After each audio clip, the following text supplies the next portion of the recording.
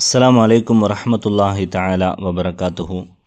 நம்முடைய மிக முக்கியமான கடமைகளில் ஒன்றான ஜக்காத்தை நாம் யாருக்கு கொடுக்க வேண்டும்? நம்முடைய பெற்றோர்களுக்கு, உறவினர்களுக்கு கொடுக்கலாமா? கொடுத்தால் ஜக்காத்து கூடுமா அல்லது ஜக்காத்து கூடாமல் போய்விடுமா என்ற சந்தேகங்கள் எல்லாம் நிறைய நபர்களுக்கு இருக்கலாம். அதே போன்று ஜக்காத் என்று சொல்லிதான் கொடுக்க வேண்டுமா என்ற விஷயங்களை எல்லாம் இந்த பதிவிலே நாம் காண்போம். ஆரம்பமாக நம்முடைய ஜக்காத்துகளை நம்முடைய உறவினர்களுக்கு கொடுப்பதை மார்க்கம் வரவேற்கிறது. அதில் சிலர்களுக்கு கொடுப்பதை மார்க்கம் தடை செய்திருக்கிறது. சிலர்களுக்கு ஜக்காத்து கொடுக்க முடியாது. அவர்களுக்கு உதவிகள் செய்யலாம், அவர்களுக்கு தர்மங்களை கொடுக்கலாம், அவர்களுக்காக செலவிடலாம். ஆனால் ஜக்காத்தை அவர்களுக்கு கொடுக்கக்கூடாது என்று மார்க்கம் பேசுகிறது.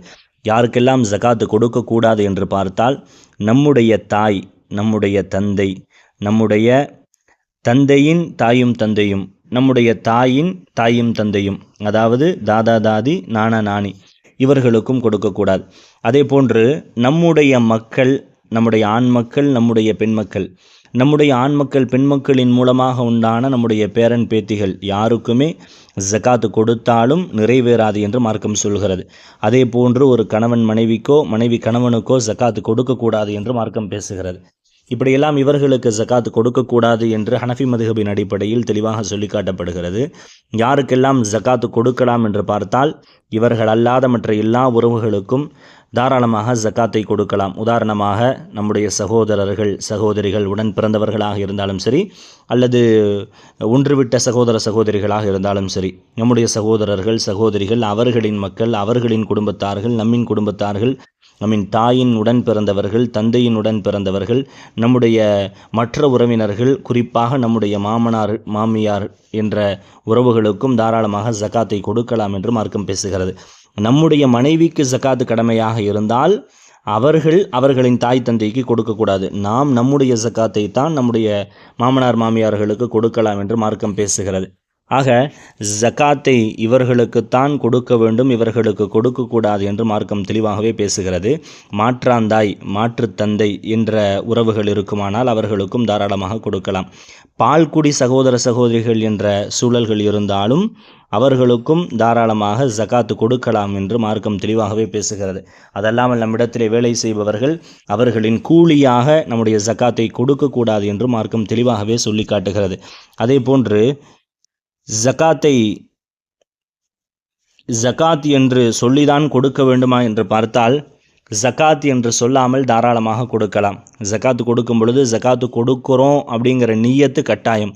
மனதிலே நிச்சயமாக நியத்து செய்ய வேண்டுமே தவிர ஜக்காத்து தான் இது என்று உறவினர்களுக்கோ மற்றவர்களுக்கோ சொல்லித்தான் கொடுக்க வேண்டும் என்ற கட்டாயம் இல்லை.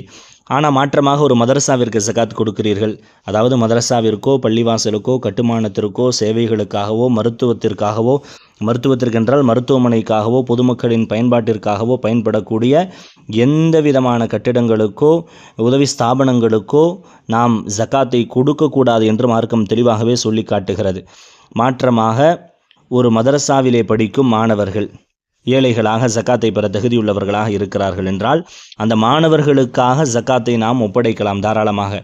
அப்படி ஒப்படைக்கும் பொழுது அவர்கள் ஜக்காத்திற்கு தகுதி இல்லாதவர்களுக்கு அதை செலவிடக்கூடாது என்பதற்காக வேண்டி நாம் ஜக்காத் என்று சொல்லி கொடுக்கலாம். மற்றமாக இப்போ நம்முடைய ஒன்று விட்ட ஒரு உறவினருக்கு ஜக்காத் கொடுக்க போகிறோம், ஜக்காத் என்று அவர்களிடத்திலே சொன்னால் அவர்களுக்கு சங்கடம் ஏற்படும் என்று இருந்தால், அல்லது நம்முடைய உடன் பிறந்தவர்களுக்கு ஜக்காத்தை கொடுக்க போகிறோம், ஜக்காத் என்று சொன்னால் அவர்களுக்கு மனவேதனை ஏற்படும் என்று இருந்தால், அவர்களிடத்தில் அன்பளிப்பு, உதவியாக வைத்துக் கொள்ளுங்கள், பெருநாளுக்கு பயன்படுத்தி கொள்ளுங்கள் என்ற ஏதேனும் ஒரு பெயரை சொல்லி நாம் தாராளமாக கொடுக்கலாம்.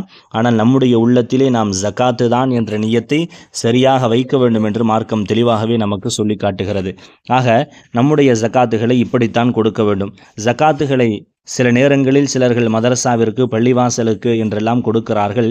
இவைகளெல்லாம் கொடுத்தாலும் ஜக்காத்தாக ஆகாது என்று மார்க்கம் தெளிவாகவே சொல்லி காட்டுகிறது. அதே போன்று ஜக்காத்தை உணவாக, சமைக்கப்பட்ட உணவாக நாங்கள் கொடுக்கிறோம் என்று ஒருவர் கொடுத்தால் அப்பொழுதும் ஜக்காத்து நிறைவேறாது என்று மார்க்கம் தெளிவாகவே சொல்லி காட்டுகிறது. அதல்லாத ஜக்காத்தை கொடுக்கும் பொழுது பேணுதல் என்னவென்றால், யார் ஜக்காத்திற்கு தகுதியானவர்களோ அவர்களிடத்தில் முறையாக சரியாக நாமே கொடுப்பதுதான் மார்க்கம் வரவேற்ற விஷயம் என்று மார்க்கம் தெளிவாகவே சொல்லி காட்டுகிறது. ஆக நம்முடைய ஜக்காத்துகளை சரியாக நாம் கொடுக்க வேண்டும். குறிப்பாக உறவினர்களில், உற்றார் உறவினர்களில் ஜக்காத் பெற தகுதியுள்ளவர்கள் யார் யாராவது இருந்தால் அவர்களுக்கு தாராளமாக நாம் கொடுக்க வேண்டும் என்று மார்க்கம் தெளிவாகவே சொல்லி காட்டுகிறது. மொத்த ஜக்காத்தையும் ஒருவருக்கே கொடுக்கலாமா என்று கேட்டால் மார்க்கம் அனுமதிக்கிறது, தாராளமாக கொடுக்கலாம். ஆனால் பெறக்கூடியவரை ஜக்காத்து கொடுக்கும் அளவிற்கு ஆக்கும் அளவு ஒருவர் தன்னுடைய ஜக்காத்தை கொடுக்கிறார் என்றால் அங்கு மக்ரூஹ் என்று மார்க்கம் சொல்கிறது.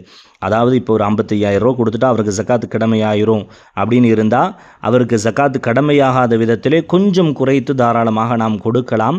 முழுமையாக கொடுத்தாலும் கூடும், 55,000 1,00,000 ரூபாய் நீங்கள் கொடுத்தாலும் கூடும். ஆனால் கிதாபுகளிலே மக்ரூஹ் என்பதாக ஹனஃபி மதுஹபின் அடிப்படையிலே சொல்லி காட்டுகிறார்கள். அல்லாஹு தாலா மார்க்கத்தை சரியாக முறையாக விளங்கி நல்ல விதத்திலே கொடுக்கக்கூடிய தான தர்மங்கள் செய்யக்கூடிய ஜகாத்துகளை நிறைவேற்றக்கூடியவர்களாக எல்லா மக்களையும் அல்லாஹு தாலா ஆக்கி அருள் புரிவானாக. வாஹிரு தஅவானா அல்ஹம்துலில்லாஹி ரப்பில் ஆலமீன்.